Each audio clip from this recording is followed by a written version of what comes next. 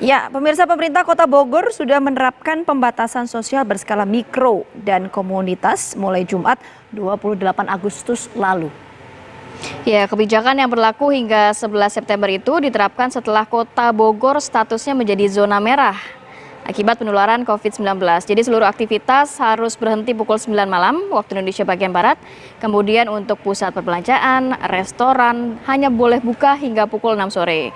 Kebijakan ini disosialisasikan hingga ke tingkat RW dan juga salah satunya ada di RW 10 Kelurahan Kedung Badak yang termasuk dalam kelurahan yang ternyata juga berstatus zona merah. Tidak hanya sosialisasi pembatasan sosial berskala mikro dan juga komunitas, namun pengurus RW juga melakukan penyemprotan secara rutin di pemukiman warga. Jadi kabarnya memang waktu sosialisasi ini diberikan 2 hari, Vita. Kemudian mulai hari Senin ini akan ada mungkin sanksi berupa teguran atau sanksi bersifat sanksi sosial begitu nantinya. Nah, pertanyaannya ini kan sudah diberlakukan PSBB karena memang ditetapkan sebagai zona merah kan begitu. Pertanyaannya adalah bagaimana kemudian kondisi di beberapa tempat yang memang ini biasanya kalau tidak diberlakukan PSBB ini ramai sekali biasanya untuk orang bekerja dan lain sebagainya. Salah satunya adalah di stasiun Bogor. Kita akan pantau kondisi di sana bersama dengan rekan kami ada Eko Hadi. Selamat pagi Eko, kondisi di sana di stasiun Bogor tempat Anda melaporkan seperti apa, bisa digambarkan? Ya, selamat pagi. Hingga saat ini, Senin pagi, kondisi di stasiun Bogor dalam kondisi ramai. Artinya kondisi seperti ini tidak biasanya. Sebelum masa PSBB mikro dan komunitas tidak seramai ini. Nah, ini pemandangan baru di masa PSBB mikro dan komunitas. Antrian hingga mencapai pintu masuk area stasiun Bogor. Dan mereka sudah antri kurang lebih sekitar setengah jam yang lalu dan masih berada di sekitar masuk area peron. Ya, mungkin kita bisa melihat nanti saya akan coba mengajak untuk mereka melihat kondisi bagaimana antrian sebenarnya. Mengatur kamera mungkin kita bisa berbincang. Ya. Kita tahu ada pembatasan jam malam untuk seluruh aktivitas warga, kemudian restoran, mal tutup jam 6. Kalau dari pagi sampai dengan pukul 6, itu ada perbedaan aktivitas nggak, dalam arti apakah memang hanya 50% warga yang bisa beraktivitas di luar rumah atau bagaimana? Iya, informasi yang saya peroleh dari Wali Kota Bima Arya bahwa sebenarnya jam malam tersebut adalah jam pembatasan aktivitas di setiap wilayah, di kelurahan baik RT maupun RW. Dan ada pengecualian, yaitu bagi mereka yang beraktivitas medis atau kesehatan, kemudian untuk pangan dan bekerja.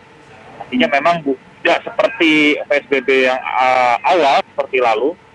PSBB kali ini masih bisa memberikan kelonggaran bagi mereka yang memang harus beraktivitas di luar atau beraktivitas di atas pukul 9 malam. Sementara pembatasan untuk operasional resto maupun pusat perbelanjaan dibatasi hingga pukul 6 sore. Hal tersebut sudah dilakukan sosialisasi jauh sebelumnya dan bahkan di 2 hari yang lalu juga sudah sempat dilakukan himbauan terhadap peraturan baru ini yang diterapkan oleh wali kota melalui perwalinya. Begitu. Ya, Eko, mungkin Eko bisa berjalan saat ini untuk berbincang dengan beberapa orang yang sedang mengantri. Ini mereka mau kemana, kegiatan apa? Memungkinkan tidak, Eko? Ya, nampaknya agak sulit karena mereka ini sudah mulai bergerak masuk karena sebagian sudah mengantri sejak lama sekali dan ini mereka tampaknya harus bergegas masuk ke bagian peron. Karena setelah dari antrian ini masuk ke peron, kemudian antri lagi di peron, antri hingga masuk akhirnya ke gate pintu masuk dari stasiun Bogor begitu. Eko, agak berbeda tadi Anda mengatakan agak berbeda pagi hari ini, biasanya Senin kemarin maupun Senin-Senin lainnya tidak begitu ramai. Sempatkah Anda mencari informasi apa yang terjadi pada Senin pagi ini? Apakah memang sudah tidak ada shifting di tempat kerja sehingga para penduduk Kota Bogor mau tidak mau harus bekerja ke wilayah lainnya begitu. Iya, kemungkinan saya juga tidak bisa pastikan ya. Tapi bisa memprediksi kemungkinan mereka ada yang telat berangkat, kemudian mungkin di Jakarta sendiri WFH sudah mulai ditiadakan, artinya sudah beralih ke shifting. Dan sepertinya mereka ini yang telat ini bagian ya yang berada di bagian shifting, sepertinya seperti itu kurang lebih. Dan pasti saya kurang begitu mengetahui gitu. Oke. Tapi yang pasti kan Anda ada di lokasi, Eko. Bisa digambarkan, kita sih melihat visualnya ya, ini apa namanya, antrian begitu cukup panjang, bahkan ini jaga jarak pun 1,5 bisa dikatakan tidak memungkinkan ya. Nah, bagaimana kemudian petugas ini memastikan bahwa protokol kesehatan diterapkan di stasiun Bogor ya, Eko? Ya, petugas sendiri dari PT KAI maupun KCL memang tidak terlalu banyak pengerahan petugas untuk pagi ini karena memang ini di luar prediksi. Namun sejauh ini para pengguna sendiri sudah mematuhi physical distancing karena memang di wilayah stasiun, di wilayah peronnya petugas sudah memberikan marka bagi mereka untuk berdiri atau mengantri. Dan rata-rata mereka para pengguna sudah paham peraturan di luar gerbong atau di luar rangkaian. Sementara di dalam rangkaian sendiri PT KCL sendiri sudah memberikan peraturan atau regulasi mengenai beberapa pembatasan, yaitu pembatasan beraktivitas, misalkan untuk mengobrol atau untuk mondar-mandir itu lebih dibatasi. Baik, ada Kemudian pembatasan ada Betul. pembatasan aktivitas. Kalau dari sisi jam operasional, adakah pembatasan juga dari sisi KCI melihat di wilayah Bogor ini nantinya hanya aktivitas bisa sampai dengan jam 9 malam saja? Untuk pembatasan operasional sendiri sejauh ini tidak ada perubahan, masih normal, baik pemberangkatan maupun kedatangan. Karena informasi yang saya peroleh dari bagian humas sendiri tidak ada perubahan untuk jadwalnya sendiri. Oke, Eko, tadi ada pertanyaan saya, Eko. Kalau di peron, ya kan, ini memang ada petugas kemudian agar semuanya bisa jaga jarak. Tapi bagaimana kemudian bagi masyarakat yang akan masuk ke gerbong-gerbong KRL? Mengingat ini jumlahnya begitu banyak, apakah kemudian petugas yang ada di sana bisa mengakomodir para warga yang ada di sana, Eko?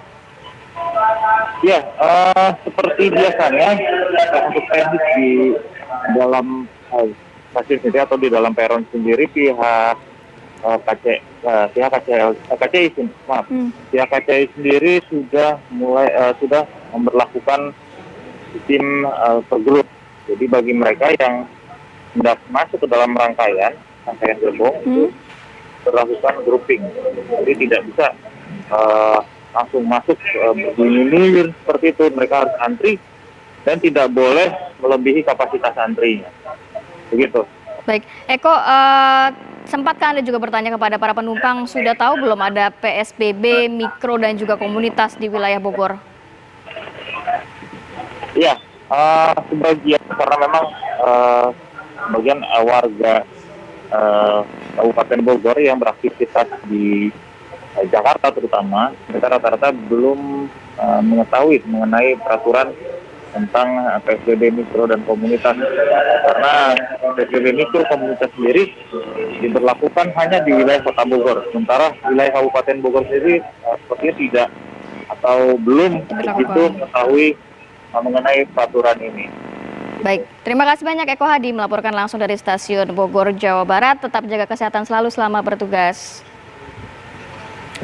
Ramai ya pagi ini, Fit ya. Kita harapkan juga protokol kesehatan bisa diterapkan di sana ya, seiring dengan tadi begitu banyak antrian panjang. Benar sekali. Nah, kalau bicara soal COVID-19, Rati, ini memang kemarin ada beberapa penelitian yang mengatakan bahwa mutasi dari virus corona ini sudah terdeteksi di beberapa negara seperti Filipina, Malaysia. Termasuk juga Indonesia.